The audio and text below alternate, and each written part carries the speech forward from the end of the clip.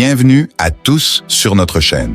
Aujourd'hui, nous allons répondre à une question essentielle, une question qui se trouve au cœur même de la foi chrétienne. Pourquoi Jésus est-il mort pour toi? Cette question est fondamentale, car elle touche à notre identité, à notre avenir et à notre relation avec Dieu. Peut-être que tu regardes cette vidéo parce que tu es en recherche spirituelle. Tu veux comprendre ce que les chrétiens croient vraiment, ou tu es simplement curieux de savoir pourquoi tant de gens dans le monde donnent leur vie pour suivre un homme mort sur une croix il y a plus de 2000 ans. Ou alors tu es croyant, mais tu as besoin d'un rappel profond de la puissance du sacrifice de Jésus.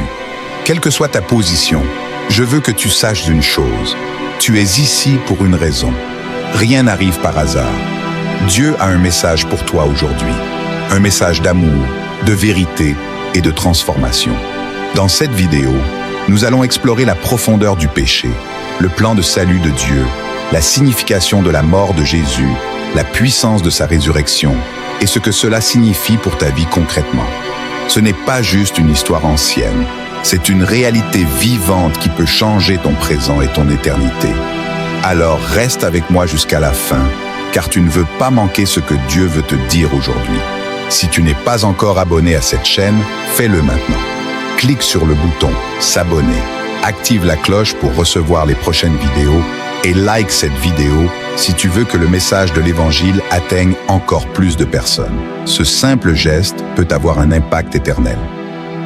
Le problème du péché. Pour comprendre pourquoi Jésus est mort pour toi, il faut d'abord comprendre le problème du péché. Trop souvent, nous minimisons le péché. Nous pensons que c'est juste des erreurs ou des faiblesses humaines. Mais dans la Bible, le péché est beaucoup plus grave. Le péché est une offense contre Dieu. C'est le refus de lui faire confiance, de lui obéir. C'est vivre comme si Dieu n'existait pas, comme si nous pouvions définir le bien et le mal par nous-mêmes. Depuis Adam et Ève, l'humanité est tombée dans cette rébellion. Le péché corrompt tout, nos pensées, nos cœurs, nos relations. Il entraîne la souffrance, la haine, la jalousie, l'injustice. Il nous sépare de Dieu, qui est saint et parfait. Dieu ne peut pas tolérer le péché sans trahir sa justice. Mais Dieu nous aime trop pour nous laisser dans cet état. Le problème, c'est que nous ne pouvons pas nous sauver nous-mêmes. Aucun acte religieux, aucun bon comportement ne suffit à annuler notre dette spirituelle. Nous avons besoin d'un sauveur. Le plan de rédemption. Dès les premières pages de la Bible, Dieu annonce qu'il prépare un sauveur. Tout l'Ancien Testament pointe vers ce plan merveilleux de salut. Les sacrifices d'animaux étaient une image temporaire de ce qui allait venir. Le sacrifice parfait. Ce plan atteint son sommet en la personne de Jésus-Christ.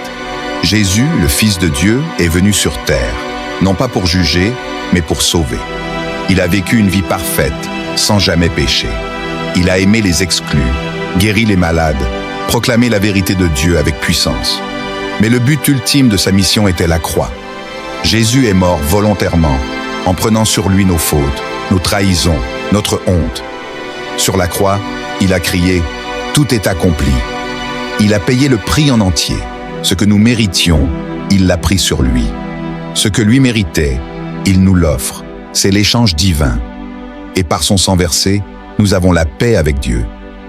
La victoire de la résurrection. Mais l'histoire ne s'arrête pas à la croix.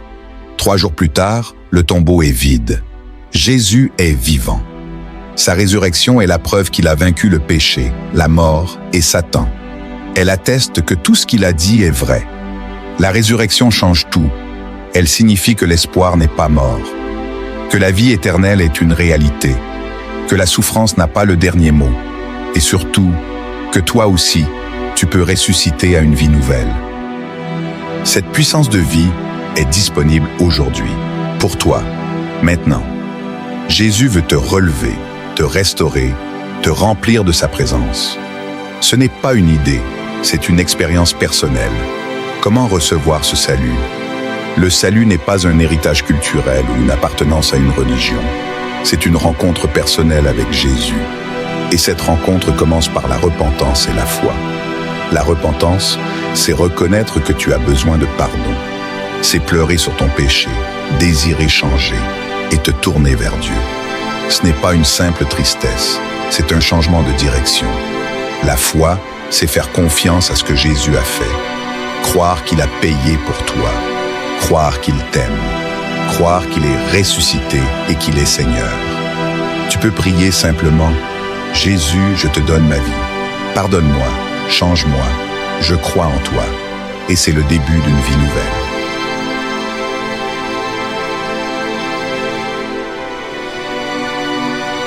Que se passe-t-il après? Quand tu donnes ta vie à Jésus, tu deviens une nouvelle créature. Tu reçois le Saint-Esprit, une puissance divine pour marcher avec Dieu chaque jour. Il te guide, t'encourage, te corrige avec amour. Tu entres dans la famille de Dieu. Tu as des frères et sœurs partout dans le monde. Tu n'es plus seul. Tu as une mission. Aimer, servir, témoigner.